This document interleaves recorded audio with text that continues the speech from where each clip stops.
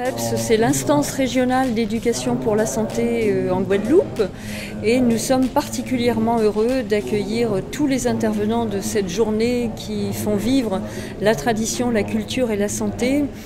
Le professeur Francis Allais, le docteur Henri Joseph, Marie-Hélène Jacobi-Coali, Hector Poulet. Je crois que nous réunissons aujourd'hui un grand nombre d'acteurs qui ne s'étaient sans doute jamais croisés.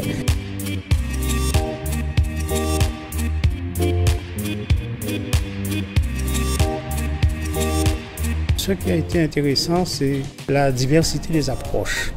Une approche, on peut dire, botaniste, médicale, socio-anthropologique. Et tout cela prouve que cette question-là est véritablement complexe.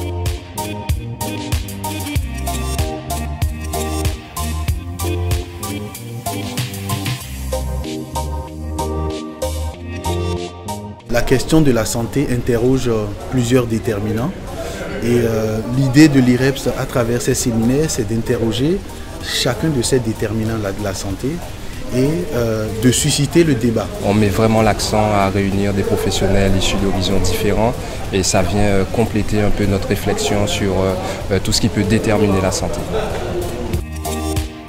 Notre travail qui vise à promouvoir la santé de toute la population s'appuie nécessairement sur tout ce qu'ils disent, à savoir l'environnement dans lequel nous vivons, ce qui fait société, ce qui favorise notre vivre ensemble, eh bien c'est important et nous sommes vraiment très heureux de vivre cette journée tous ensemble.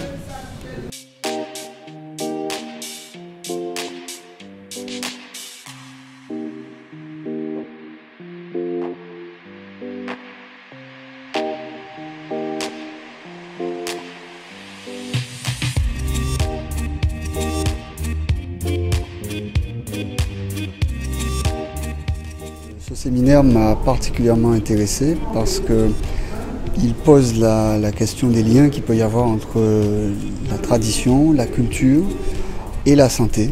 Sachant que tradition, c'est déjà quelque chose de très multidisciplinaire. Ça fait intervenir l'environnement, ça fait intervenir les savoirs, la transmission entre générations.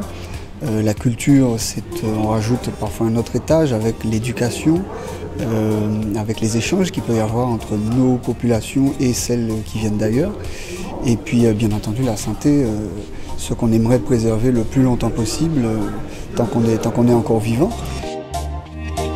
J'ai apprécié particulièrement les différentes approches tant anthropologiques. Là, on vient d'avoir un exposé sur les jeux et sur ce qui est en train de s'organiser en matière de jouet-thérapie.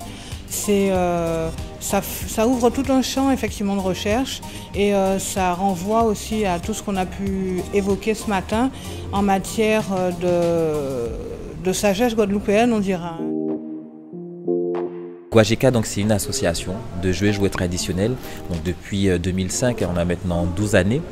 Et donc l'idée, c'est de valoriser les jeux traditionnels, mais aussi les jeux de la Caraïbe avec nos voisins caribéens et panaméricains, et permettre aussi surtout donc aux enfants de maintenir ce patrimoine. On est vraiment dans cette dynamique-là de justement associer notre patrimoine ludique, en l'occurrence par rapport aux jeux traditionnels, et aussi le côté de la santé, d'où le nouveau concept qu'on a créé, la jouet-thérapie, pour justement permettre aux personnes âgées, aux enfants déficients, peu importe, de se mutualiser par rapport à nos pratiques culturelles.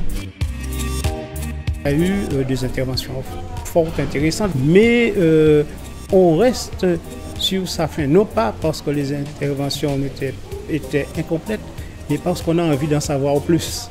Et donc, c'est pourquoi je dis qu'il faut continuer ce genre de manifestation. C'était impeccable.